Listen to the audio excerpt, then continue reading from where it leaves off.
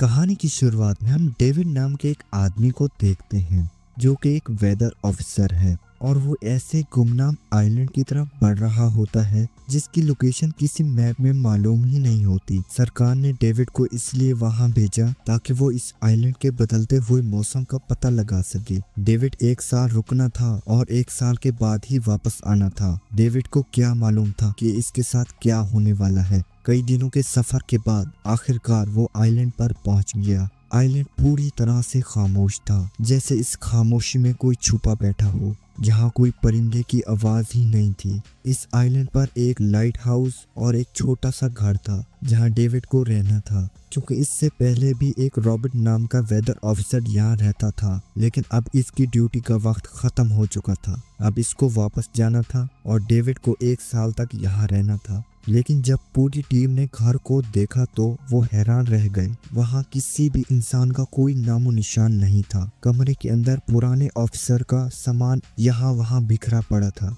ये देखकर डेविड के जैसे होश ही उड़ गए हों। जिसके बाद कैप्टन और डेविड ने सोचा कि शायद लाइट हाउस में कोई होगा। कैप्टन और डेविड बगैर वक्त गवाए लाइट हाउस की तरफ बढ़ पड़े। जब वहां पहुंचकर देखते हैं तो इनकी आंखें खुली की खुली रह गई। वो देखते हैं कि पूरा लाइट हाउस तेज और नुकीले लकड़ियों से घिरा हुआ है, जैसे किसी ने इसको जानबूझकर बंद कर दिया है ताकि कोई भी अंदर न आ सके। जिसके बाद कैप्टन और डेविड ने लाइट हाउस का कई बार गेट लॉक किया, लेकिन अंदर से कोई भी जवाब नहीं आया। आखिरकार इन्होंने दरवाजा तोड़ दिया और अंदर घुस गए। लाइट हाउस के अंदर इन्हें एक आदमी मिला जिसका नाम ग्रोनल था, जिसकी हालत काफी बुरी थी। जब इन्होंने ग्रोनल से पुराने वेदर ऑफिसर के बारे में पूछा, वो समंदर की तरफ गया लेकिन कभी दोबारा लौटकर वापस नहीं आया। ग्रोनल की बात सुनकर डेविड और कैप्टन दोनों चौंक गए। ये सब सुनने के बाद कैप्टन ने डेविड से कहा, अगर तुम चाहो तो आप भी हमारे साथ वापस चल सकते हो। लेकिन डेविड ने वापस जाने से इनकार कर दिया। डेविड ने सोचा अगर वो यहाँ एक साल गुजारेगा तो इसे काफी मोटी रकम मिलेगी। जिसके बाद कैप्टन ने इसे एक गन दी खुद की हिफाजत के लिए, और कैप्टन ने डेविड से कहा, ये जगह मुझे बहुत खतरनाक लग रही है, अपना ख्याल रखना। इसके बाद वो इसे वहीं पर छोड़कर वापस चले जाते हैं। अब डेविड ने यहाँ रुककर इतनी बड़ी गलती कर दी कि अब वो ऐसी चीजों का सामना करेगा जो कभी इसने देखी ही नहीं थी। कैप्टन के जाने के बाद डेविड ने घर को थोड़ा सेट किया और रहने के काबिल बनाया। रात होने के बाद इसे दराज में से एक डायरी मिली जो पुराने वेदर ऑफिसर रॉबर्ट की थी। इस डायरी में आइलैंड के बारे में बहुत कुछ लिखा था। डायरी में एक अजीब क्रिएचर के बारे में भी लिखा था, लेकिन कुछ बातें अधूरी थी और बहुत सी अजीब चीजों की तस्वीर बनी हुई थी। डेविड हर लाइन को ध्यान से पढ़ता। डेविड को समझ नहीं आया इसने ऐसी तस्वीरें क्यों बनाई थी। शायद वो अकेला था और टाइम पास के लिए बनाया होगा। डायरी के एक पेज पर पुराने अफसर की वाइफ की फोटो भी मौजूद थी। डेविड कहता है, मुझे ऐसा क्यों लग रहा है कि मुझे कोई कुछ बताना चाहता है, लेकिन मुझे पता नहीं चल रहा। डेविड वो डायरी पढ़ते पढ़ते थक गया था और धीरे धीरे उसकी आंख लग गई। अगली सुबह डेविड ने मौसम का डेटा कलेक्ट करना शुरू कर दिया। काम के दौरान जब इसने दूरबीन से लाइट हाउस की तरफ देखा तो इसे ग्रोनल के साथ एक अजीब सी चीज दिखाई दी, लेकिन पलक झपते ही वो गायब हो गई। डेविड बहुत ज्यादा परेशान हो गया कि आखिर वो क्या चीज है और ग्रोनल के पास क्या कर रही है। डेविड को मालूम नहीं था कि रात को इसके साथ क्या होने वाला है। डेविड रात को अपने काम में मसरूफ था, तभी दरवाजा खटका। इसे लगा शायद ये ग्रोनल है। डेविड ने इसका नाम पुकारा, लेकिन कोई जवाब नहीं मिला। हाथ में लैंप लेकर जैसे ही डेविड दरवाजे की तरफ बढ़ा तो इसके कान में कुछ अजीब सी आवाजें गूंजने लगी जो किसी इंसान की तो बिल्कुल भी नहीं थी। और फिर इसने देखा दरवाजे के नीचे से किसी अजीबोगरीब चीज का हाथ अंदर आने की कोशिश कर रहा है। ये देखकर डेविड के जैसे पांव तले जमीन ही खिसक गई हो। वो फौरन छुपने के लिए भागा। इसे एक बेसमेंट दिखाई दिया। वो फौरन इसमें छुप गया। कुछ ही देर में वो खौफनाक क्रीचर घर के अंदर घुस चुका था। वो छुप छुप कर डेविड को ढूंढ रहा था और डेविड बेसमेंट के एक छोटे से सुराख से इसे देख रहा था। डेविड सांस बंद करके बैठा था जैसे इसकी ये रात आखिरी हो। जब क्रीचर को डेविड का मालूम नहीं हुआ तो वो वापस चला गया, लेकिन वो कभी भी वापस आ सकता था। अब डेविड को सब कुछ समझ आ गया था कि क्यों ग्रोनर ने लाइट हाउस के चारों तरफ नुकीली लकड़ें लगाई हैं, और डेविड के दिमाग में ये बात कंफर्म हो गई कि जो डायरी में क्रीचर के बारे में बातें लिखी गई थी वो सच हैं। डर के मारे वो पूरी रात सो ही नहीं पाया। अगली सुबह जब डेविड घर से बाहर गया तो इसने रेत पर कुछ अजीब पैरों के निशान देखे। वो निशान सीधे समंदर की तरफ जाकर खत्म हो गए। अब डेविड जान गया कि अगर इस घर में मैं रहूंगा तो वो क्रीचर कभी भी मुझे मार सकते हैं। डर के मारे डेविड लाइट हाउस की तरफ दौड़ा और ग्रोनर से चिल्लाकर कहा, गेट खोलो, मुझे अंदर आना है। लेकिन ग्रोनर इसे अंदर नहीं आने देता और कहता है तुम्हें वापस लौट जाना चाहिए था। ग्रोनर इसे लाइट हाउस के करीब भी नहीं आने देता और इसके ऊपर पानी गिराकर इसे दूर जाने को कहता है। अब इसे खुद ही कुछ करना होगा। इसने घर की हर एक विंडो को लकड़ी से बंद कर दिया, चारों तरफ नुकीली लकड़ियों से घेरा बना दिया और गेट के बाहर पुराने कागज और किताबें रखी। फिर इन पर तेल छिड़क दिया ताकि अगर वो क्रीचर वापस आए तो इसे आग से डराया जा सके। क्या डेविड क्रीचर से लड़ सकेगा और क्या वो जिंदा रह पाएगा? इसकी किस्मत अच्छी थी कि इसे घर के अंदर से एक पुराना बॉक्स मिला। इस बॉक्स में एक गन थी और बहुत सारी बुलेट। ये देखकर इसे जिंदा रहने की एक थोड़ी सी उम्मीद मिली। जैसे जैसे सूरज ढलता गया डेविड के दिल में डर बढ़ने लगा। कुछ ही देर में चारों तरफ रात का अंधेरा छा गया। डेविड गन हाथ में लेकर घर के एक कोने में खामोशी से बैठ गया। इसे इतना खौफ महसूस हो रहा था जैसे इसकी ये रात आखिरी हो। तभी एक अजीब आवाज सुनाई दी। जब डेविड ने खिड़की से छुपकर समंदर की तरफ देखा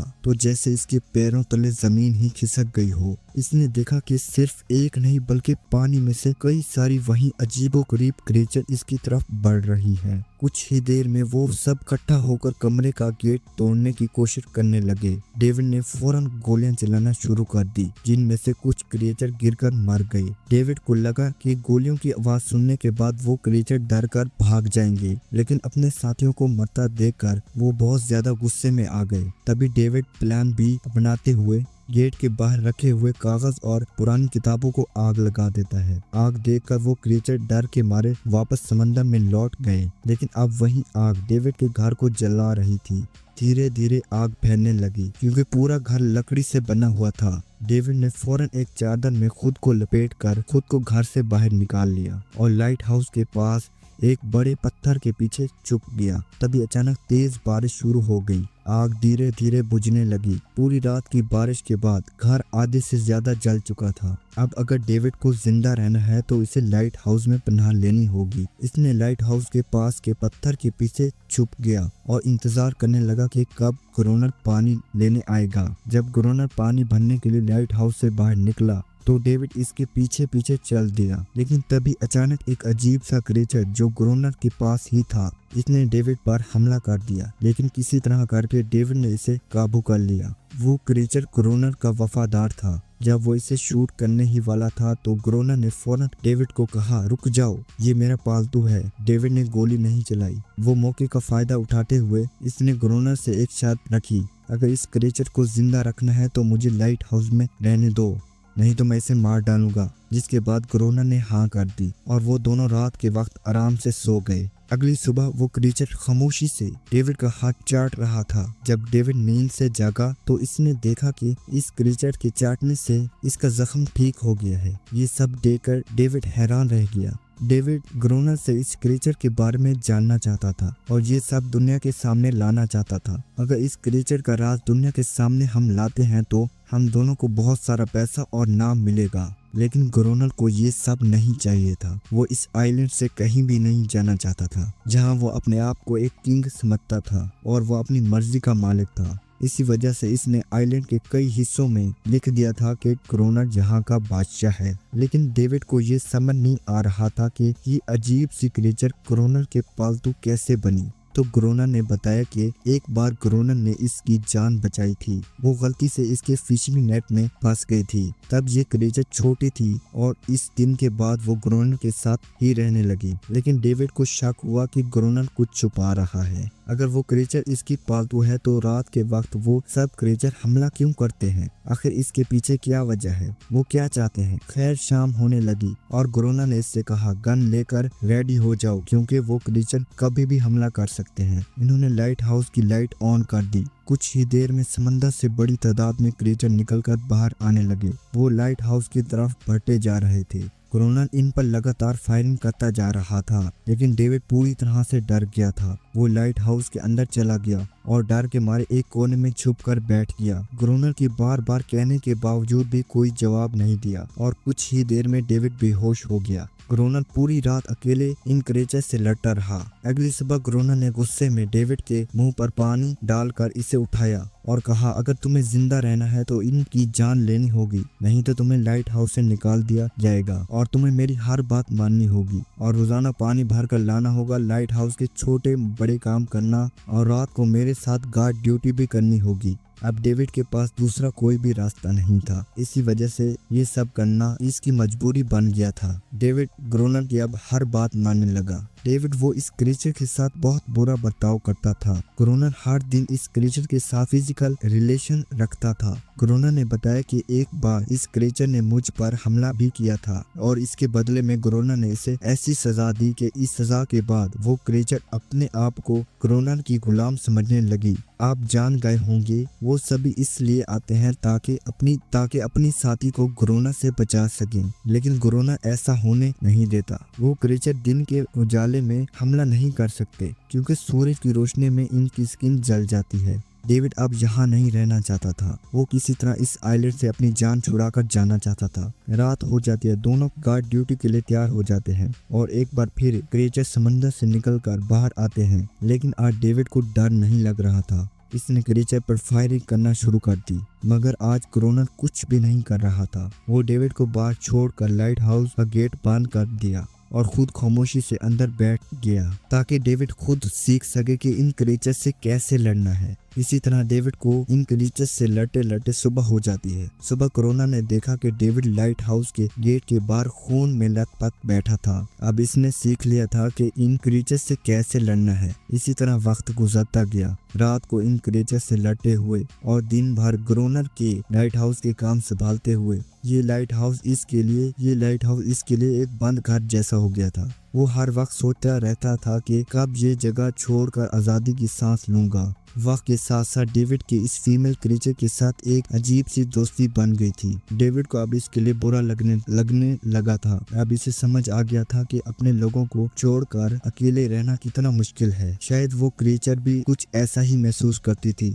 डेविड ने इस क्रिएचर को एक नाम भी दिया, एनारियस। इसी तरह से दिन गुजरते गए और फिर एक दिन इन्होंने देखा कि इन क्रिएचर के हमले धीरे धीरे कम हो गए। डेविड ने सोचा शायद सर्दियों में वो कहीं और चले जाते हैं या फिर इन्हें समझ आ गया है कि इनसे लड़कर कुछ हासिल नहीं होगा। लेकिन ग्रोनर ने इससे कहा कि ऐसा बिल्कुल भी नहीं है, वो फिर से हमला करेंगे। अब वो अपनी तादाद बढ़ा रहे हैं। कुछ और दिन ऐसे ही गुजर गए। एक रात ग्रोनर और डेविड टाइम पास के लिए गेम खेल रहे थे, लेकिन यहीं पर इन दोनों ने एक बहुत बड़ी गलती कर दी। वो खेल में इतने मगन हो गए कि लाइट हाउस की लाइट ऑन करना ही भूल गए। अंधेरे का फायदा उठाकर क्रिएचर ने इन पर हमला कर दिया। डेविड ने देखा कि क्रिएचर की तादाद इतनी ज्यादा थी कि दो लोग मिलकर भी ज्यादा देर तक टिक नहीं सकते और इस बार इनके पास कोई भी प्लानिंग भी मौजूद नहीं थी। गन की बुलेट भी ऑलमोस्ट खत्म हो चुकी थी। किसी तरह बचते बचाते वो लाइट हाउस के टॉप पर पहुंच गए, लेकिन इस बीच ग्रोनर के पांव में गहरी चोट आ गई। वो क्रिएचर आज इन पर भारी पड़ गए थे। दोनों को लगा कि आज इनकी मौत पक्की है, लेकिन खुशकिस्मती से सुबह हो गई। जैसे ही सूरज धीरे धीरे उभरा, वो क्रिएचर लाइट हाउस छोड़कर वापस मंदिर में चले गए। लेकिन अब इन दोनों को समझ आ चुका था कि वो इन क्रिएचर के साथ लड़ाई जीत नहीं सकते। बुलेट भी अब खत्म हो चुकी हैं। इनके पास खाना भी इतना नहीं रहा कि वो ज्यादा दिनों तक चल सके। अब इसके पास कुछ भी करने को नहीं था। कुछ और दिन ऐसे ही बीत गए। ग्रोनर अब डेविड और एनारियस दोनों के साथ बुरा बर्ताव कर रहा था, लेकिन एनारियस को वो खास तौर पर मारता था, जो डेविड को बिल्कुल भी पसंद नहीं था। एक दिन डेविड ने एनारियस को एक छोटी सी टॉय बोट गिफ्ट की जो इसने किसी मछली की हड्डी से बनाई थी। लेकिन जब अनारिस ने इस बोर्ड को देखा तो वो डेविड को आइलैंड के एक ऐसे कोने में ले गई जहाँ सचमुच की एक असली बोट रखी थी। जब डेविड ने इस बोट के बारे में गुरोना से पूछा तो इसने कहा हाँ, इसे पहले से पता था कि आइलैंड के इस हिस्से में एक बोट है। गुरोना ने कहा कि कुछ लोग इस आइलैंड तक बोट के जरिए अपनी जान बचाने आए थे, लेकिन सुबह होने से पहले ही वो इन में से कोई भी जिंदा नहीं बचा। सबको इन क्रेचर ने मार दिया। वो सब शिप में गोला बारूद लेकर जा रहे थे, लेकिन समंदर में आए तूफान की वजह से इनका शिप इसी आइलैंड के पास डूब गया। ये सब सुनते ही डेविड के दिमाग में एक आइडिया आया। इसके पास एक डाइविंग सूट जैसा कुछ था। डेविड ने कहा कि अगर हम दोनों में से कोई एक सूट को पहनकर समंदर के इस हिस्से में जाए जहां वो शिप डूबा था, तो हो सकता है कुछ इन्हें बुलेट या डायनामाइट मिल जाए जिससे इन क्रीचर से लड़ा जा सके। गुरोना ने इसकी बात मान ली।